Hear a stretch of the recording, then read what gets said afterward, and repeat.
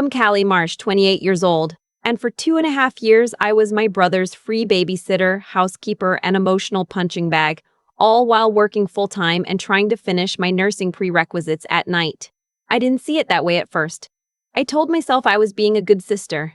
I told myself it was temporary. I told myself a lot of things that turned out to be lies I gave myself permission to believe. It started the way most chaps do, with a crisis that felt real and urgent and completely not my fault to ignore. My brother and his wife lost their apartment in the spring. He called me on a Tuesday, and by Thursday, they were at my door with their 2 kids and a U-Haul. My nephew Tyler was 4. My niece Becca was almost 2 and still in diapers. The plan, according to my brother, was 6 weeks.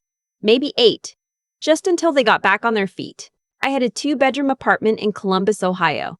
I gave them the master because the kids needed space. I took the smaller room and told myself it was fine. 8 weeks stretched into 4 months. 4 months became a year. I stopped counting after that. Here's what a typical morning looked like by month 6. My alarm went off at 5:45. Not because my shift started early, but because if I didn't get up before everyone else, I wouldn't get a shower. My sister-in-law Pam slept until 8, sometimes 9. My brother left for work around 7, but not before asking me if I could drop the kids off on my way to the hospital because it was on the way, which it was not. It added 22 minutes to my commute each direction. I said yes. I always said yes. I'd make Tyler's breakfast, usually scrambled eggs or oatmeal because Pam had decided he was picky and would only eat those 2 things in the morning. Becca needed her bottle warmed to a specific temperature or she'd spit it out. I knew this. I just knew it, the way you know things you never asked to learn. I packed Tyler's daycare bag, find his shoes, wrestle Becca into her coat, and get both of them into my car by 6:50. By the time I made it to my shift at the clinic where I worked as a medical assistant, I was already exhausted. 8 hours on my feet taking vitals, prepping rooms, handling patients who were scared or in pain or both. Then back in the car, pick up Tyler, pick up Becca, drive home. Pam would be on the couch. Sometimes she'd look up, sometimes she wouldn't. My brother's explanation for this, when I finally asked, was that she was going through something. He said it the way people say it when they want you to stop asking questions. I stopped asking questions. Dinner was usually on me. Not officially. Not in any conversation we ever had. But if I didn't cook, nobody did. And Tyler would stand in the kitchen doorway looking at me with those big eyes, like I was the only person in the world who could fix it. So I cooked. Pasta, soup, whatever I could throw together fast. I'd eat standing at the counter because the table was covered in Pam's craft supplies she'd ordered online and never used. After dinner, I'd help Tyler with his letters. He was in a pre-K program that sent home these little worksheets, and get Becca down for the night. My brother would come home around 7 or 8, eat whatever I'd made without commenting on it, and disappear into their room to watch TV. He'd come out sometimes to tell me about his day. I'd listen. I always listened. My nursing prerequisites were online, but they weren't easy. Anatomy. Microbiology. I was trying to get into a program that had a wait list 2 years long and a GPA cutoff of 3.5. I'd do my coursework after the kids were in bed, sitting at the kitchen table with my laptop, trying to memorize the difference between gram-positive and gram-negative bacteria, while Tyler's cartoons played softly through the wall. I failed the quiz in microbiology that semester. First time I'd failed anything since high school. I sat in the bathroom with the door locked and cried for about 10 minutes, then washed my face and went back to the kitchen table. My friend Val noticed before I did. She'd come over one Sunday and found me reorganizing Pam's kitchen system. Pam had decided the spices needed to go in alphabetical order, which made no sense given that half of them were hers and half were mine. And Val just stood in the doorway watching me for a second. "You know this isn't your apartment anymore," she said. I laughed it off. I didn't want to hear it. But she wasn't wrong. There were toys in my bathroom. There were pie-toes in my bathroom.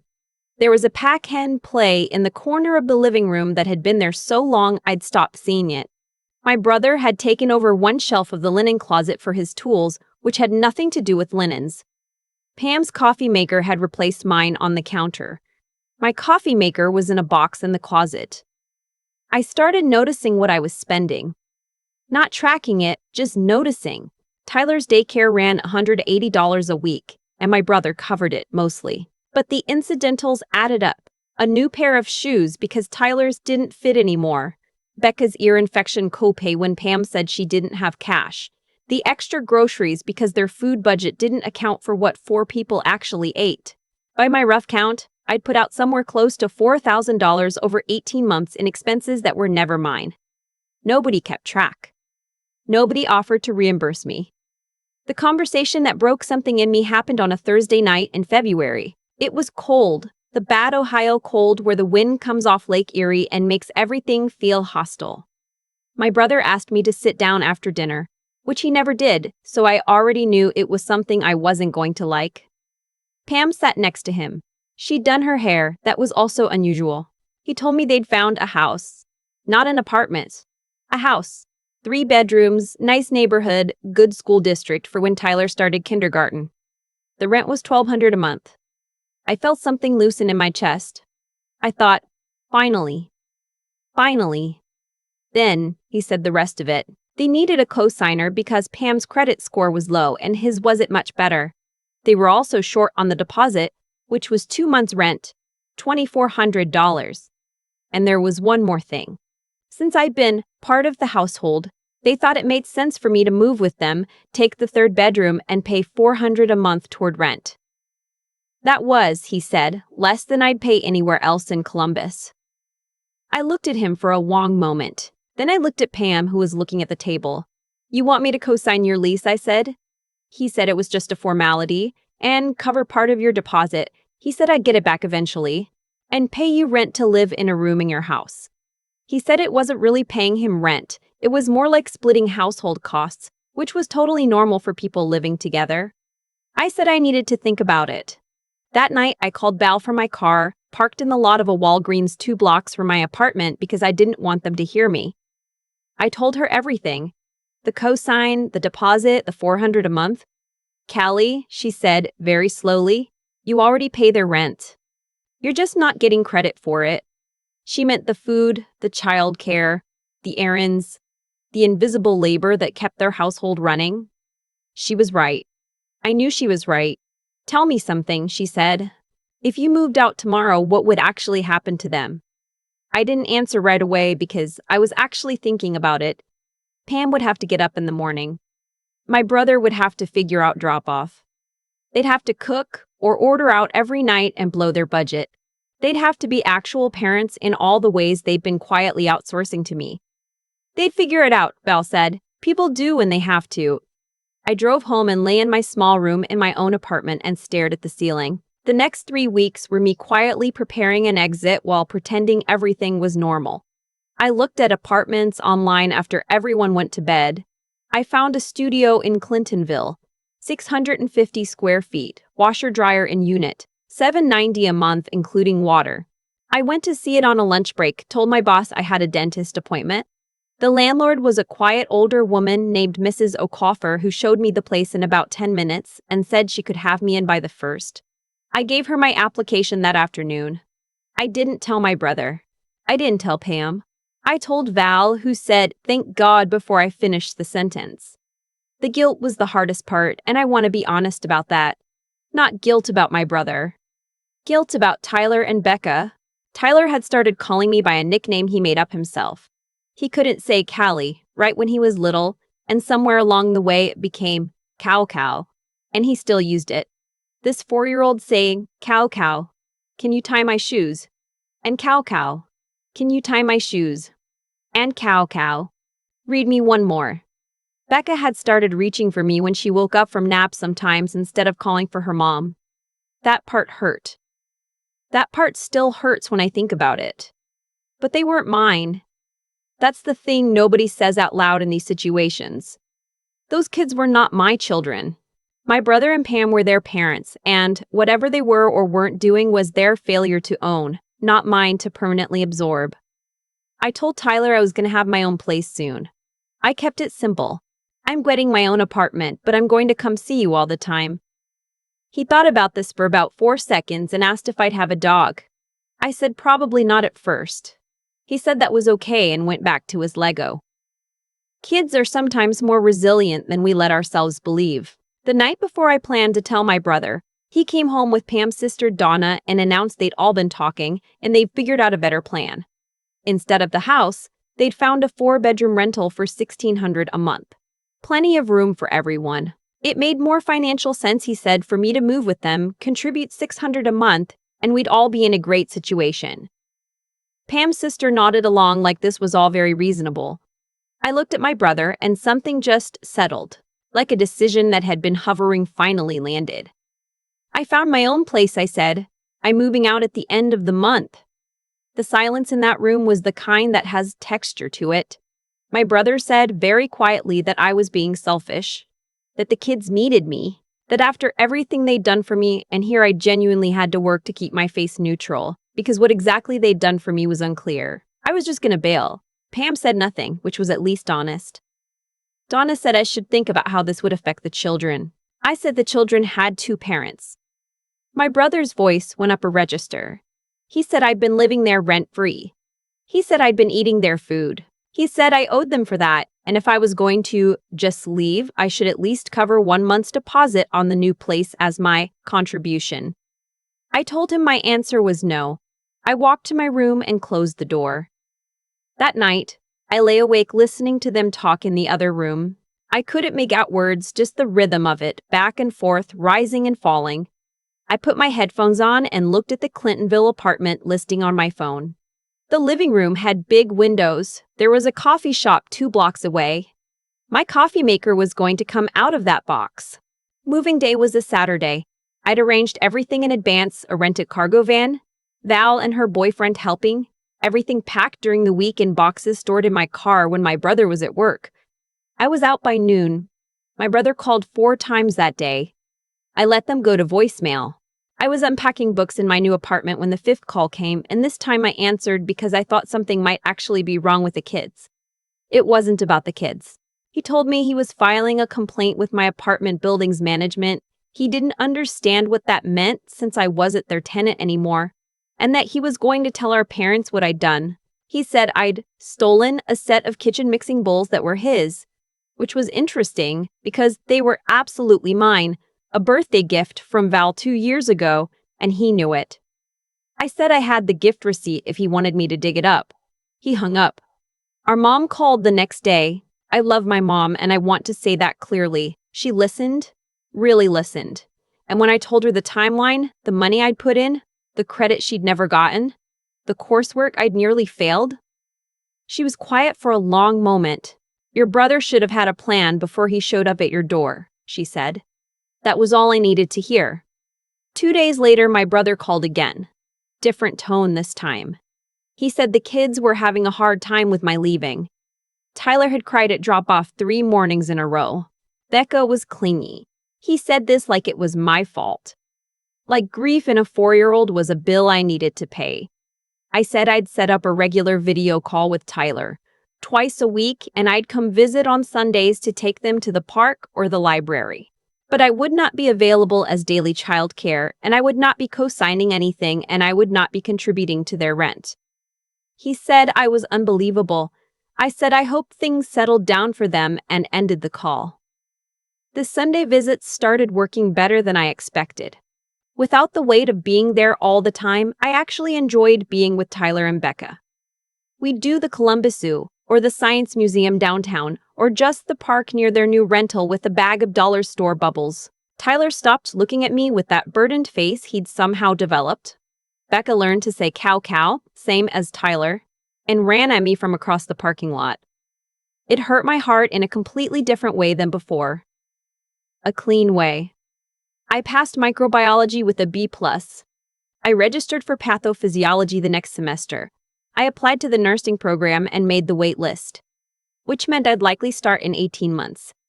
I picked up an extra shift at the clinic some weeks and started actually saving money for the first time since I'd moved to Columbus. Val and I started doing Sunday dinners at my place. She'd bring her boyfriend, I'd cook something that took actual effort because I had the time and the kitchen, and nobody had replaced my spatulas with something I didn't recognize. We'd sit at a real table, my table, not covered in craft supplies, and I'd drink wine and think about how quiet my apartment was at 10 p.m. and feel something I hadn't felt in over 2 years. Peace. Just that. Peace. 3 months after I moved out, I heard through our mom that Pam had gotten a job. Real job, 30 hours a week at a dental office doing billing. The kids were in a full-time daycare program. My brother had figured out the drop-off schedule. It had required him to leave for work 20 minutes earlier, which he was apparently not happy about, but he was doing it. People do when they have to. I didn't feel satisfied by that exactly. I didn't feel vindicated. I mostly felt tired. The way you feel after carrying something heavy for a long time and finally setting it down. Not triumphant, just relieved that your arms aren't shaking anymore. The harder truth is that I loved them. I love my brother even when I don't like him. I loved those kids in a way that took me by surprise, the way you don't expect to feel so much for people so small. None of that made it okay for them to use me. Love doesn't make exploitation acceptable. And family is not a blank check that someone else gets to cash. I know there are people who would have handled this differently, left sooner, said no faster. Maybe they're right, but I also know that guilt is complicated when it's woven into love, and walking away from people who need you, even when their need is partly their own creation, is not as simple as it looks from the outside. What I know for sure is this. My coffee maker is on the counter. My apartment is quiet. I'm going to be a nurse. Nobody asked me to give those things up, and I didn't. If you've been carrying something that isn't yours to carry, you already know what I'm talking about. And if you're still in the middle of it, I want you to know this. The guilt doesn't go away when you leave, but it gets smaller. And the other thing, the breathing room, the sense of your own life coming back to you, that gets bigger. That's enough. That's more than enough. I've thought a lot about why I stayed as long as I did. Not because I couldn't see what was happening. By month 8, I could see it clearly. But because seeing something and being willing to act on it are two completely different things. There's a gap between those two places. And most people live in that gap for longer than they want to admit. I know I did. What I understand now that I didn't then is that every choice has a weight to it, and those weights accumulate. Every morning I got up at 5:45 to warm Becca's bottle. Every evening I stood at that counter eating dinner I'd cooked while Pam watched TV. Every night I sat at the kitchen table forcing myself through microbiology while my eyes burned. Each of those was a choice I made. Nobody put a gun to my head. And that's the part that took me the longest to sit with, because it's easier to cast yourself as purely a victim than to acknowledge your own role in letting something go on too long.